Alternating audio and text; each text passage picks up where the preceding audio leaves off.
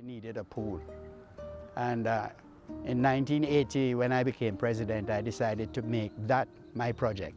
The idea of the pool was to teach Caymanian children to swim properly. We never envisaged that at any time we would have swimmers swimming at the Olympic level. We really worked. Lions really pulled together, worked together, physically, mentally. Yeah, pushing wheelbarrows and helping in any way that we could. The vision became reality. And originally this pool was supposed to have been at the Lions Center. But after the education department and the schools found out about the project, they decided that this would be the most fitting place. And the Lions Club then decided to build a pool here. It was total unity amongst all of the members of the club. Those Saturdays, I would be with Lions, Saturdays and Sundays for weeks, months that we didn't get a weekend for ourselves. They all worked good together. And it went from strength to strength. It's a Caymanian tradition. We like to not just plan things or try to get someone else to do things or lean back and depend on our government to do things. We get our backs into it and do it ourselves. At least, the majority of it, take the lead and make it happen.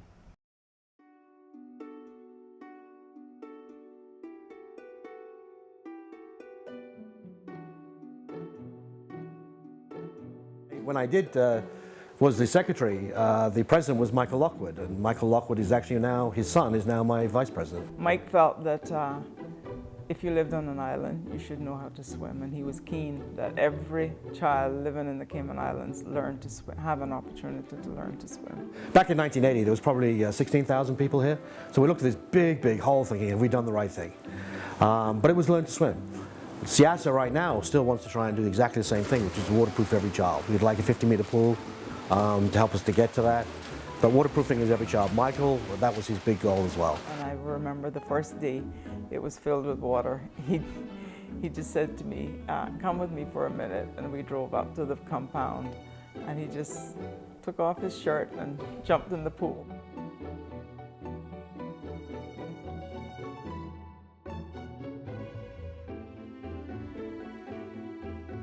My dad wanted to make sure that both my sister and I learned how to swim.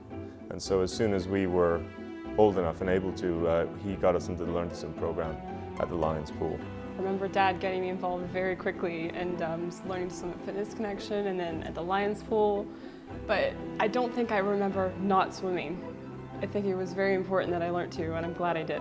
What he, I know, tried to instill in us at a very young age was, giving back, where you can, and that's what he tried to do, especially with the Lions Club. I mean, the Lions expand so much further than just swimming, and he really did, take to heart that you need to help the community and do what you can. I'm incredibly proud of my father for everything he's done in this community, but I'm so incredibly proud of my brother as well too. He's doing so much, and I think he's doing a really good job of keeping his memory alive.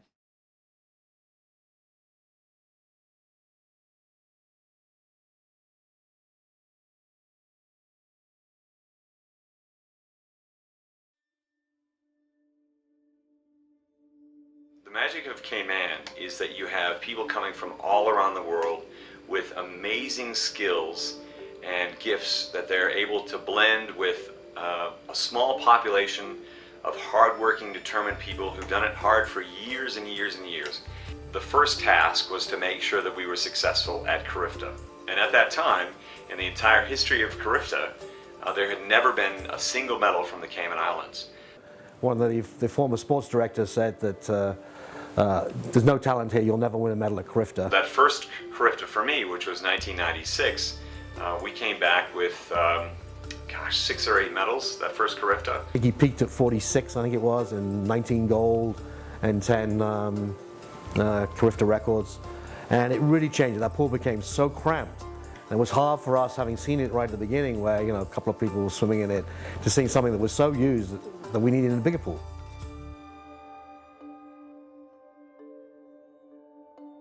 is the kind of person who is not afraid to express his opinion and put his expertise and knowledge on the line and say this is the way we're doing it. I'm not overly interested in what you think as a non-swimmer professional. I'm going to do it this way, and we'll let it, we'll let the results shine through. It was all about the kids as far as he's concerned. If he stood on people's toes, as he always put it, administrators look after the dry issues, I'll look after the wet issues. And Siasa took that. We understood that, and that's the way we operated. I was constantly at the pool, see my daughter swim, and he would say, since you're the doctor, let's get you involved, let's try to get our team, to be developed really, really organized nutritionally, teaching about doping, also how we can maximize the performance of these children. We had a lot of fun. We faced a lot of challenges. We probably tipped over the apple cart a few times along the way, but it was a number of years that I'll never forget. I learned a lot from Coach Dave. A lot of things that I would continue to do throughout my coaching career, and a lot of things that I would probably never do again throughout my coaching career. So it worked both ways, but it was not an experience that I would give up for anything. It was, there was definitely some challenges and definitely some battles along the way, but we fought a good fight, and I think the results speak for themselves through those years. It's a little bit segmented, and the biggest life lesson that I learned from living in the Cayman Islands is that you have to be able to get along. I'm such a fiery personality that, especially early on, I would lose my temper, and I wouldn't actually get that in a really small place, even if you disagree with someone, you're going to run into them in the supermarket, probably within the next week. So you need to be able to face them and talk to them and be civil. I've been coaching, believe it or not, because I'm a young man, but I've been coaching since 1973, and I've been a full-time coach since 1982. When I first came, obviously the program had kind of regressed a little bit over a period of time for whatever reason, and I think it just needed a resurgence. Part of our strategic plan is to have every 11-year-old be able to swim 25 meters, so that's at the basic level. And then also looking at putting initiatives in schools. Certainly up at Clifton Hunter, they've run some pilot projects in terms of putting speed awards into schools, so we can find the Usain Bolt of the pool or the female equivalent.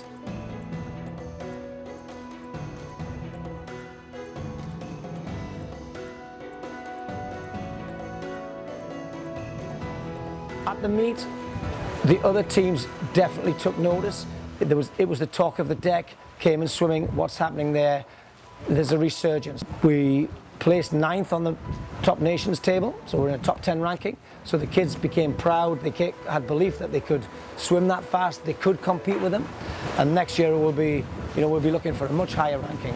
We've already seen an upswing from the change that's happened over the last year and a half, 2 years. There's already been an upswing in the performances, and having the competition locally is one element of that. Having the support of the coaches and the programs that the swimmers are in is the other, and the support of the Swimming Association, the government, and all the sponsors, everybody that backs the sport. So getting people excited about the sport, which is one of those things that Ian is very, very good at.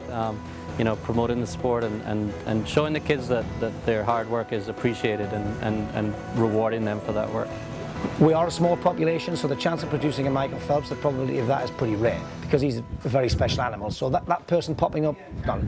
But when they go to school and they study math or English or science, we don't say, well, we're a small nation, so you can't possibly be as good as any 11, 12-year-old kid in maths in France or Germany or Spain. You expect them to be equally as good as kids around the world.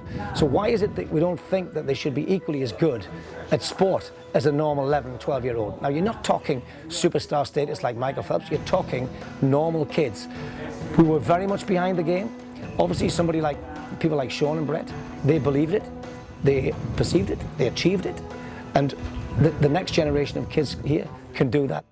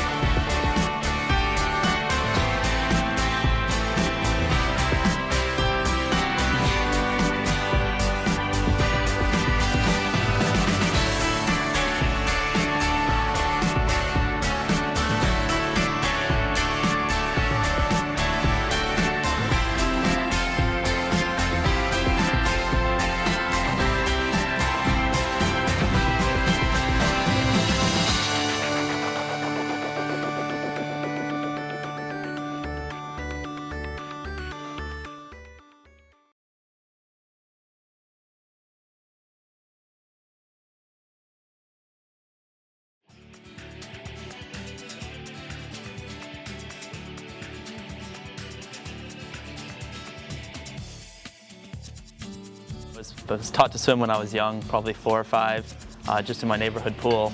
But I didn't get properly involved in training and swimming down here at the Lions Pool until I was about 10, turning 11. Training was hard. I didn't enjoy it that much. I came to be social.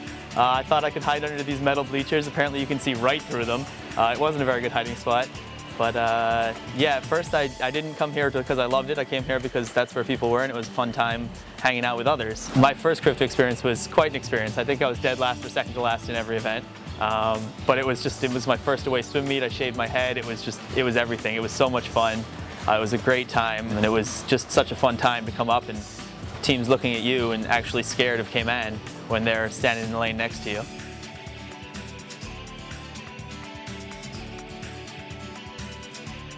So I was swimming the 100 back about 20 minutes before the 200, no, about 40 minutes before the 200 IM. And that was my best event. That's the event. I knew the qualifying time. I had the qualifying time posted on my wall, and I missed it by about 0.4 of a second. So I was bummed, I was devastated. That was the event I was trying to qualify in. And Dave just said, you know what, you've just got another swim, just go out there and have fun. And I went back behind the blocks, wasn't thinking about anything. Just sort of got up there, swam the 200 IM. It wasn't my best event. Just went after it. Finished, didn't know what the qualifying time was, so I really didn't know when I finished, when I touched the wall, if I qualified or I didn't really know what the time was. So I finished and I just was walking back to, I won gold and I was walking back to the team stand, and I guess David told the rest of them that I'd made it, but not me yet. Dave was really essential in getting you to push yourself beyond what you thought was possible. I mean, you can't be your best unless you do things that you don't think are possible.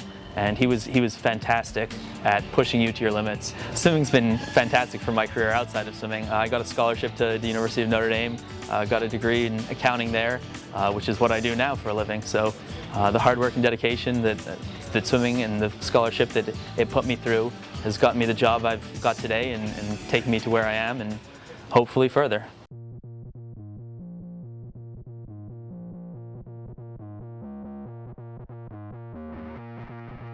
Heather Roffey, first female Olympic swimmer from Cayman. I think I started swimming when I was about 2 years old. I learned to swim at Fitness Connection with Laura Ribbons and just grew from there.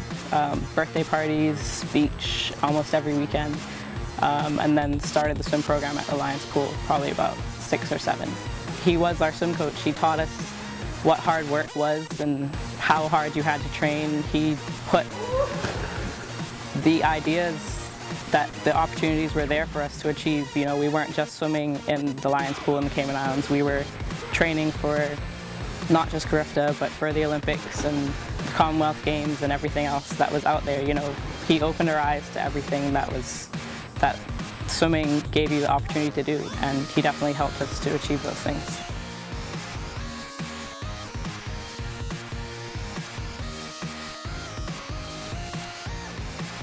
Well, I guess it was normal for me. My mom was telling me what to do, and I was going to get in trouble if I didn't do it. But it was great having her there. My whole family was there. Much to my surprise, they had matching t-shirts to embarrass me in the stands, and they're very, very loud. But yeah, it was really great having all my family there. What I had to remember was I wasn't there just for Heather, so it was very busy. There was a swim team manager that was there for the swimmers, and I was there for the whole team. Swimming took me to university, so that definitely helped to shape my career. I got to study accounting while swimming on scholarship, but it also taught me things like time management, I guess focus, setting goals, and doing the work that it takes to achieve them.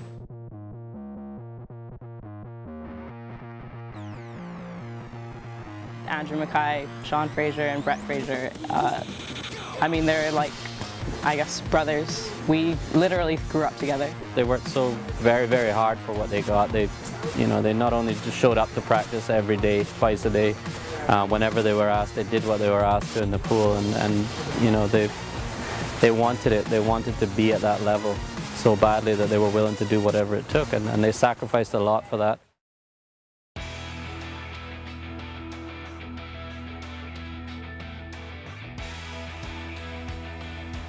You know, it was inevitable that we were just going to hop in the ocean.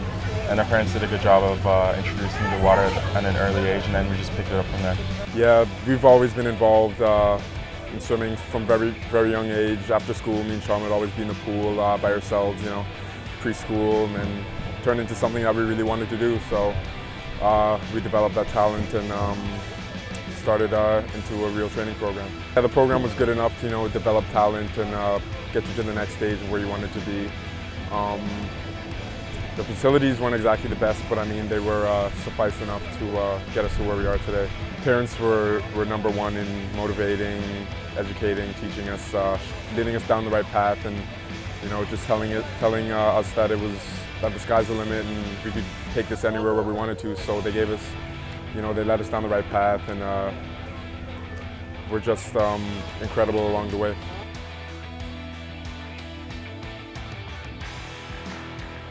He actually set the foundation for the program, so it provided us the necessary fundamentals and building blocks to, you know, develop our talent. And he was, yeah, very important in the beginning.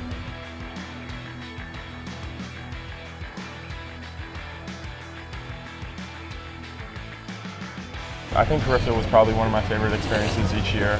It was the main meet that we look forward to, so it was always something that I got pretty excited for, and you know, trained really hard for, and you know, just motivated me to get better and better each year. So I think that was probably instrumental to my success and my brother's success as well. Carifta was always the biggest meet of the year that we look forward to. You got the chance to travel around the Caribbean and meet fellow swimmers, and you know, just interact with people who are doing the same thing as you. So I'd say it was one of the best meets, and one of the first ones I actually enjoyed. Did it every year, and you know, had successes which I think helped me become confident in my swimming.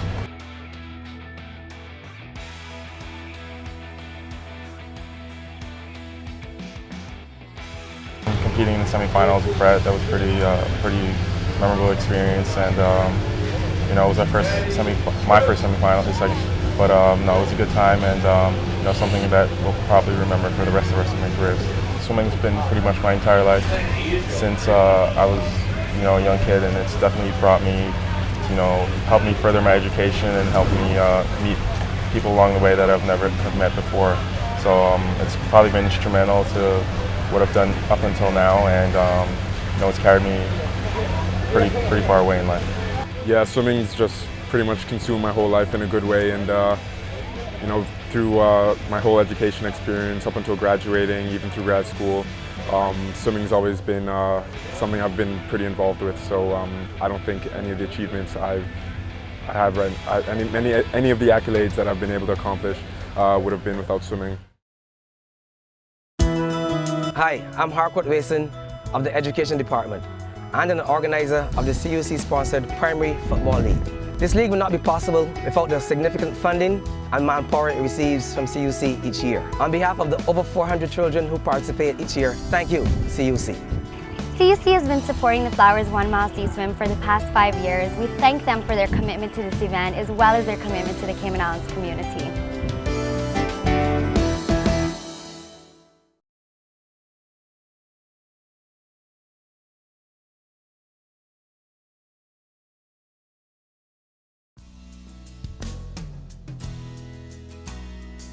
To me, I didn't think it was a need for me to swim.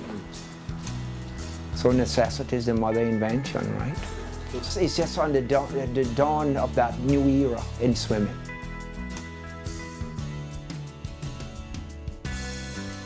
Distance swimming, as I say, is the future of the Cayman Islands. We have the perfect conditions in Cayman for that, and now we got, as I spoke about, the new era we're approaching is long distance swimming, 5 and 10 kilometers. We have the best training grounds in the world for that. And what we're working on now is to bring the World Open Water Championships down here, which you will see in the not too distant future. All we got to do is keep working together, and I'm sure it'll happen. My aim now, and you know, we all need to work towards this, is sports tourism. Cayman, it is so much here that, you know, we can achieve it so much. It can bring in revenue to the island. It got such a potential, and it's just a whole vast area that's untapped. and we need to all work together and get them to do that.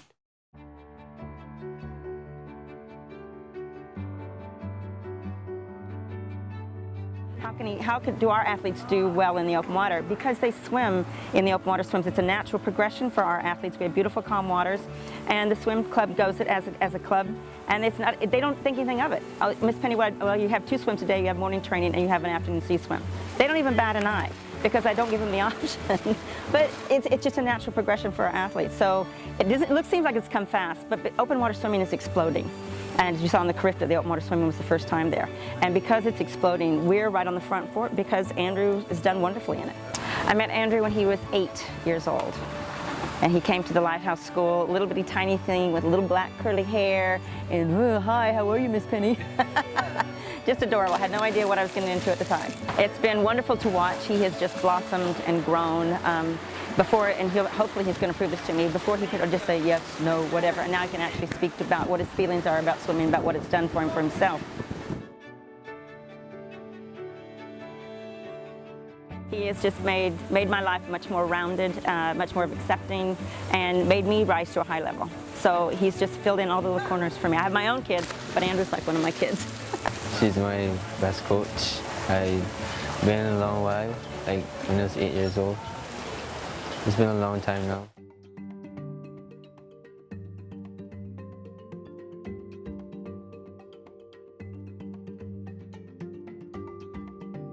Me and my brothers started from an early age. When I started the Fitness Connection, just learning how to swim, getting comfortable with the water. And then I went to the Lions pool and started competition swimming, and it took off from there.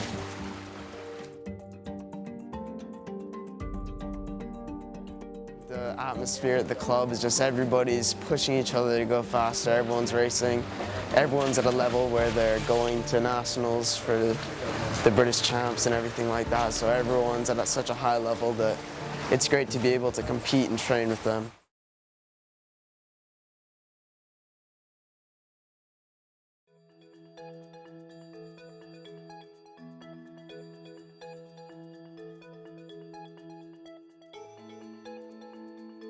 The most memorable Carifta moment would have been winning the 1500 this year, because I'd come 3rd 3 years in a row, and to win it was just a great experience, really. A big thing Carifta every year, because you make all your friends and you make all your swimming times, and it's your main competition for so long.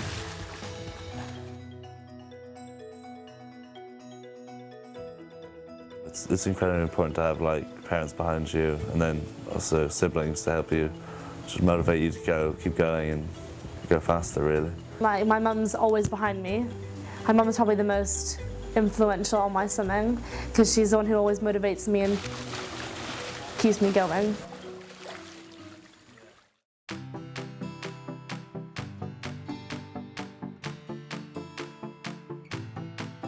I prepared a lot. I trained harder in the pool and everything, and I put in extra work.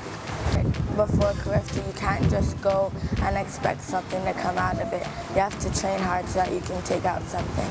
It's since last year when I didn't make the team. I trained really, really hard to make sure I got on the team this year. I had to bump up my training, so I had 2 extra sessions than I would. So I had 8, and I also had to get more sleep and eat better. It was cool because you saw everyone waving and cheering for you, and then they made banners and posters for you. It was cool. I can get on the podium next year and outside the pool inspire other children who want to go to Carifta. But swimming has one advantage that some of these sports maybe don't have, is that no matter how heavy you are, you should be able to float and move and swim, and it doesn't cause any injuries to the joints, all right? That's also what carries you through the rest of your life. Swimming is one skill and one sport you can do until you're 90 years old. Look at Mr. Frankie Flowers, look at Victor Thompson, right?